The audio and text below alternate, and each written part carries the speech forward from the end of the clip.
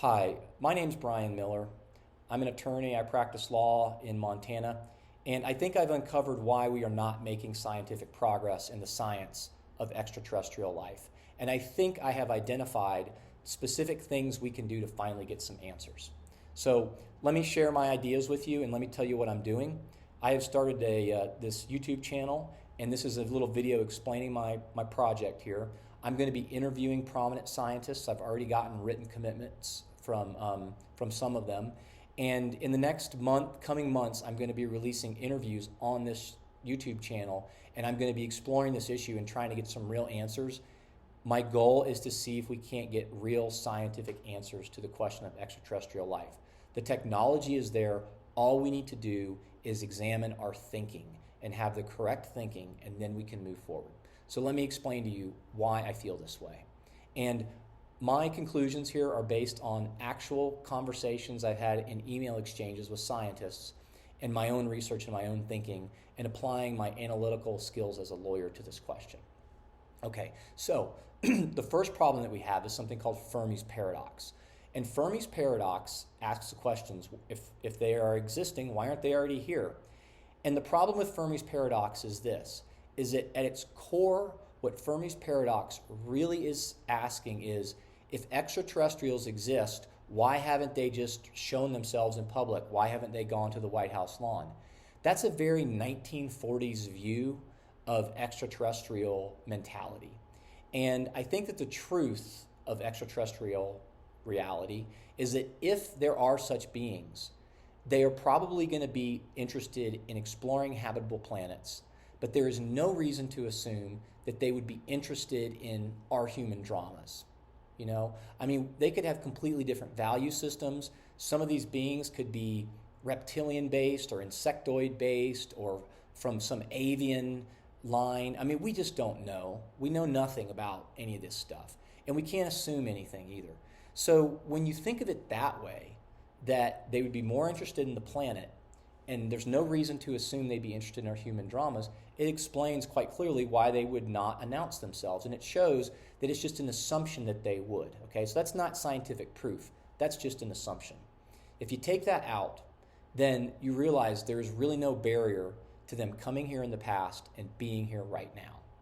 Modern day physics says that they could travel great distances with relativistic time travel. Some mathematicians are talking about faster than light travel. I mean, we don't have that yet, obviously, but it's a possibility. And so when you look at that, there's no reason why they couldn't be here if they wanted to, okay? So then you get to the second question. Well, if they're here, why don't we see more evidence, okay? Well, the problem with that point of view from my perspective is this. First off, there is a lot of photo and video evidence, but the problem is that none of that evidence is real scientific proof, okay? So we could pile up as much as that as we wanted, and we could hear stories from people, and all that really does is give us a basis for a belief. And it doesn't give us scientific proof. So it doesn't prove anything one way or the other.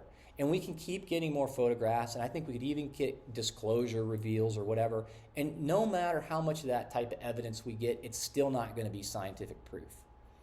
So, and there could be reasons why they're hard to spot that we just don't understand, because look, I mean, if these really are advanced technological societies that can travel great distances, surely they could understand how to avoid detection on things like cell phone cameras and satellites if they wanted to, or they're just moving at such weird rates of speed that they're not always picked up. I mean, there's a lot of potential explanations for this, okay? But if you take those assumptions out, and you understand that there's really no reason why they couldn't be here, then that leads to the real question. Why haven't we got scientific proof yet? And the reason why we don't have scientific proof is because we haven't looked for scientific proof. There has never been a major scientific study of our seas and our skies. And I can tell you this for 100% fact, because I have emailed with some of the biggest scientists in this field. I have watched their interviews, the ones I haven't talked to. I've read their books, and there has never been a scientific study done. So one of the things that I'm going to be doing with this YouTube channel, with this in an interview series I'm starting, is finding out how do we get real scientific experiments, what are the details of them, and what does it take to get them going. Okay, so I'm going to talk to scientists about that. And let me just give you a basic idea about how this could work, okay? I've already confirmed with some scientists, in particular a researcher at the State University, New York of Albany by the name of Matthew Zadegas, who does dark matter research. And Dr. Zadegas has told me that we could, in theory, design detection devices which could catch things from the other parts of the electromagnetic spectrum, such as beta particles and gamma particles, and we could look at ultraviolet and all these types of things, okay? So we have the technology to make a detection device like that. And what we could do, and this is just my idea, is that we could learn to start building these things, setting them up in different areas, and making sure they're monitoring their status correctly, have them hooked up to a database, a secure database, and then if somebody ever thinks that they see something or they get a photograph, they could check in at the database through like an app on their phone or something like that, see if there's anything that's cropped up, and then they could maybe submit their evidence or their report into a database. And then what the scientists could do is look to see, first off, as a first screening, does that report coincide with anything picked up on the sensors, anything in the ultraviolet, any weird radiation, I mean anything out of the normal. And if the answer to that question is yes, then further investigation could be done. And through this kind of way, we could actually get some hard proof which could answer the question as to whether there really are machines from other planets operating in our aerospace. So we can do that.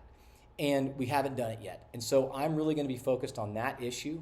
And if you're interested in learning what I find out through the course of my interviews, then please subscribe to this channel. I've already had some scientists confirm that they would be interviewed, and so I'm going to be setting those up and doing those and posting them here, and we'll see what we find out. So subscribe if you want to know about what I'm looking into, and thanks for taking time to watch this.